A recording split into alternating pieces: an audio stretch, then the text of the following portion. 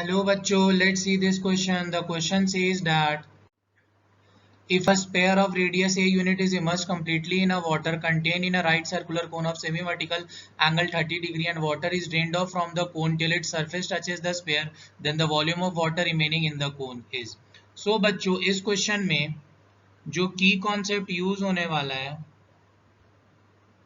वो है number 1 volume of sphere that is 1 4 by 3 pi r cube and second volume of cone. ये दो formula use होने वाला है बच्चों that is 1 by 3 pi r square h. So now अब बच्चों हम लोग अपना फिगर बना लेते हैं. नाउ बच्चों ये रहा अपने पास diagram and semi vertical angle मतलब इस एंगल ए को पूरा वर्टिकल एंगल बोलते हैं एंड सेमी मतलब इसका आधा. सो आधा एंगल है अपने पास दैट इज ये वाला 30 डिग्री. सो नाउ एंड ये ओडी का लेंथ क्या है बच्चों अपने पास ए यूनिट्स दिया हुआ है जिस पेयर का रेडियस हम लोग डाल रहे हैं. सो बच्चों अपने को बोला है कि जब हम इस पेयर को इस कोन में डालते हैं तो पानी बाहर आता है. सो अपने को कोन इतना अंदर चल जाएगा कि जब जो पानी का लेवल है वो आप देख सकते हैं कि यहां तक आ जाएगा दैट इज सीई तक अपना जो पानी का लेवल आ जाएगा. सो अब अपने को volume of the remaining water निकालना है. सो उसके लिए हम लोग क्या करेंगे वॉल्यूम ऑफ कोन में से वॉल्यूम ऑफ स्फीयर घटा देंगे. और कौन सा कोन बच्चों हम लोग एईसी वाला कोन में से हम लोग वॉल्यूम ऑफ स्फीयर घटा देंगे तो अपने को वॉल्यूम ऑफ रिमेनिंग वाटर मिल जाएगा. So now we can say that we have OD equal to OB equal to A that is radius.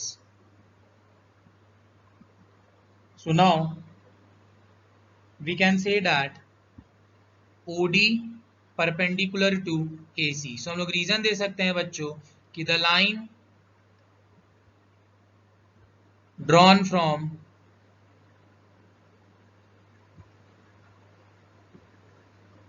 center to a tangent is perpendicular to the tangent.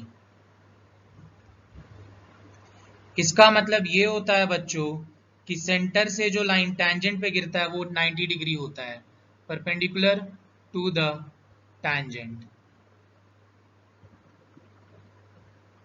So now we can say that in triangle AOD we can say that. So now बच्चों जैसे आपको पता होगा कि angle के सामने वाला होता है परपेंडिकुलर 90 के सामने वाला होता है हाइपोटेनियस और जो बचा वो base. So now we can say that sine theta that is sine 30 degree is equal to P by H and P हो गया बच्चों अपने पास ओडी एंड एच हो गया अपने पास ओए.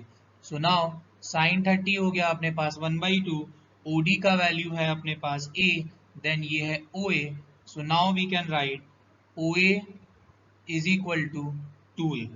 So now we can write that therefore AB का जो लेंथ है बच्चों वो हम लोग निकाल सकते हैं OA plus OB. So OA का लेंथ है अपने पास 2A, OB का लेंथ है अपने पास A. So 2A plus A मिलके बना दिया 3A.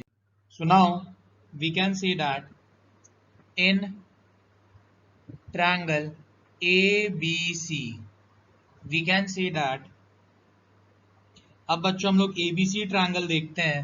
सो वो अपने पास कुछ ऐसा है this this and this and ये एंगल अपने पास 30 डिग्री है एंड दिस A है ये C है ये B है. So now we can say that and बच्चों इसका लेंथ हम लोग पीछे निकाले थे AB का दैट इज 3A.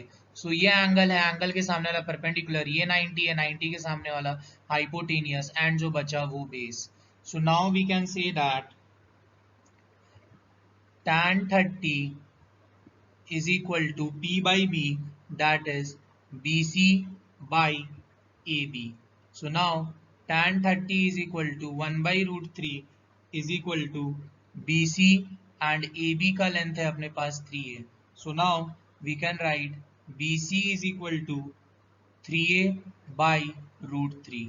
अब हम लोग ऊपर नीचे मल्टीप्लाई कर देंगे रैशनलाइज. सो अपने पास आ जाएगा 3√3A डिवाइडेड बाई 3. सो 3 से 3 कटा. सो BC का लेंथ आया अपने पास √3A. सो बच्चों BC का लेंथ आया अपने पास √3A.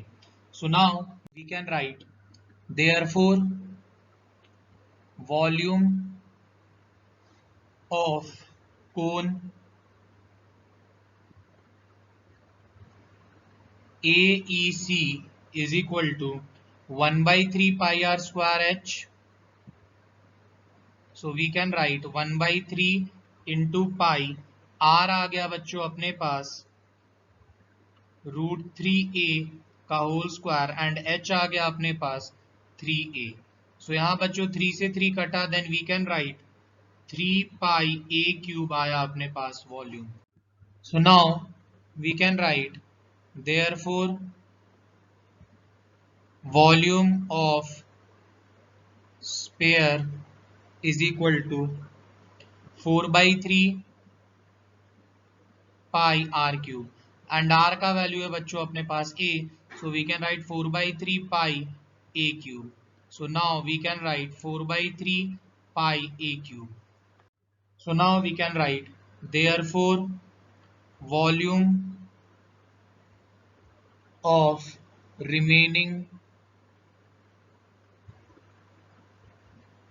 water is equal to, we can write volume of cone minus volume of sphere, that is 3 pi a cube minus 4 by 3 pi a cube. So यहाँ पे अपने पास pi a cube कॉमन आ गया.